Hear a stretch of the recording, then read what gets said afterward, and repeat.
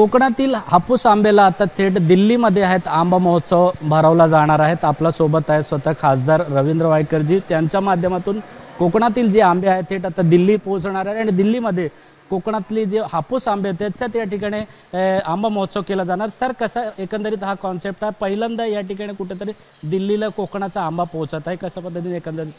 हो, आंबा महोत्सव आपण मुंबईमध्ये करतो, मालवणी महोत्सव, कोकणी महोत्सव। आणि आंबा हा फळांचा राजा आहे। स्वाद त्याचा असेल, सुवास असेल, हे ज्या वेळेला बघितल्यानंतर आणि तो पाहिलं तर आपल्या दिल्लीमध्ये मिळत नाही, अनेक लोकांना म्हणजे माहीत पण नाही आणि त्याची ओळख व्हावी आणि शेतकऱ्यांचा माल डायरेक्ट दिल्ली दरबारी येऊन दिल्लीच्या शहरामध्ये येऊन तो विकला जावा, त्यांचा बिझनेस व्हावा, या दृष्टीने हा आंबा महोत्सव केला आहे।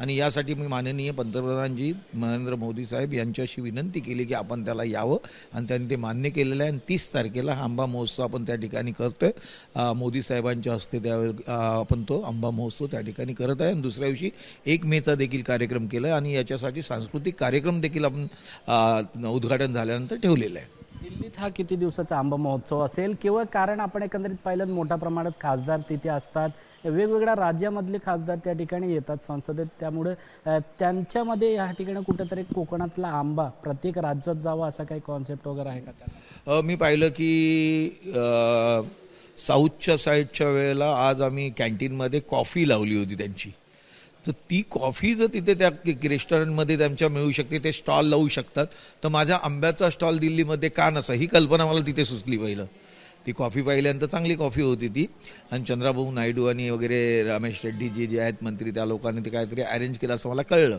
तर म्हटलं याला ही कॉफी जर इथे याच्यामध्ये मिळतं तर माझा आंबा का नाही जायचं? आंबा चांगला आहे, सुंदर आहे आणि विकला जातो, त्याला राजा म्हटलं जातं, तर त्याचं देखील आपण एक प्रदर्शन भरवावं, हे माझ्या डोक्यात तिथे कल्पना आली। आणि त्या पद्धतीने मी ती अंमलात आणण्यासाठी आपल्या महाराष्ट्रातल्या बहुतेक आमदारांनी खासदारांशी चर्चा केली।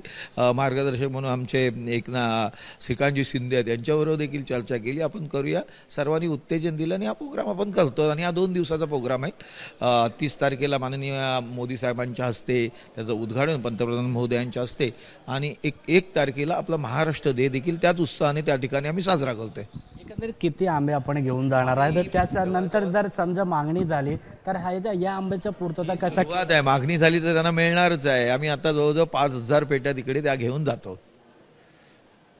आपण पाहिलं तर हे जे आंबे आहेत या ठिकाणी देवगड असेल किंवा वेगवेगळ्या कोकणातील आंबे या ठिकाणी आणले आहेत। स्वतः हे आंबे जे आहेत आपण पाहिलं तर हे आंबे विमानातून थेट दिल्ली दरबारी जाणार आणि त्या ठिकाणी आपण पाहिलं तर आंबे महोत्सव जे आहे ते आंबे महोत्सवमध्ये हे आंबे त्या ठिकाणी ठेवलं जाणार आहे। मागणी ज्याप्रमाणे वाढणार त्याप्रमाणे हळूहळू या ठिकाणी कोकणातील आंबे जे हापूस आंबे ते दिल्लीत पोहोचवला जाणार आहेत।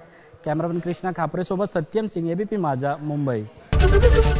एबीपी माझा, उघडा डोळे बघा नीट।